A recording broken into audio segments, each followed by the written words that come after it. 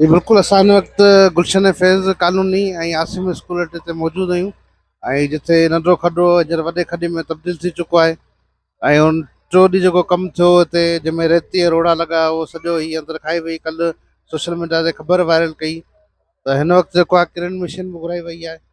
ऐं जंहिंजे जिते नाकारा जेको लॻल आहे ऐं जेके लाइन सफ़ा ख़तम थी चुकी आहे। हिते कोट जी, घुमराणी पाड़ो, बहिराणी पाड़ो ऐं सुमरा पाड़ो, बुखारी कॉलोनी समेत मुख़्तलिफ़ पाड़नि जी लाइन हितां जेकी आहे मेन गुज़रे थी। ऐं गुनी पासे में आहे। ऐं हिते विच में जेको ख़ासि करे जे घर ते जो खॾो लॻो ऐं उन ते जेको आहे हिते इहो चयो वियो त MLA जेको आयो त ऐलान बि कयो, पर उन ऐलान ते अमल बि न थी सघियो। हीअ आहे आसिम स्कूल जी भिता। ऐं हिते ॿारड़ा जेके स्कूल मां कीअं मटनि पिया, उहो हिन विच में तव्हांखे गॾो गॾु ॾेखारींदासीं। अॼु स्कूल हुई ऐं सुबुह जे टाइम ते हिते वारसनि खे, ॿारनि खे छॾींदे वॾी तकलीफ़ दुश्वारी पेश आई।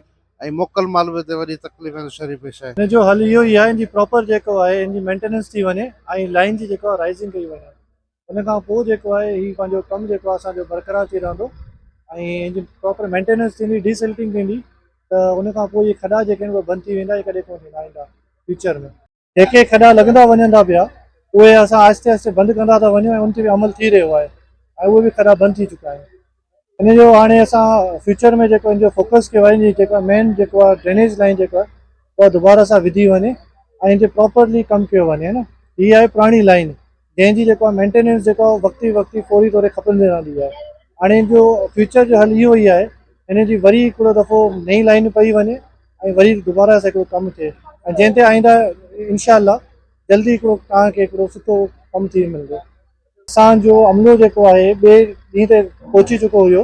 टेक्निकल असिस्टेंस लाइ असां जेको आहे पंहिंजो म्यूनिसिपल वारनि सां, डिस्ट्रिक्ट एडमिनिस्ट्रेशन सां असां राब्ते में हुआसीं। ऐं हींअर बि जेको आहे असां फील्ड ते बीठा आहियूं, साइट ते बीठा आहियूं ऐं म्यूनिसिपल वारनि खे जेको आहे टेक्निकली असिस्ट करे रहिया आहियूं। बाक़ी वधीक जेको आहे उहो म्यूनिसिपल वारा जेके आहिनि उहे हिनखे वधीक प्रोसेस कंदा।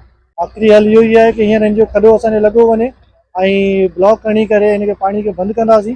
उन खां पोइ हिन जी जॉइंटिंग थींदी ऐं पोइ हिन जी राइज़िंग थींदी। राइज़िंग खां पोइ हीउ खॾो बंदि थींदो ऐं इन जो कंक्रीट लॻंदो।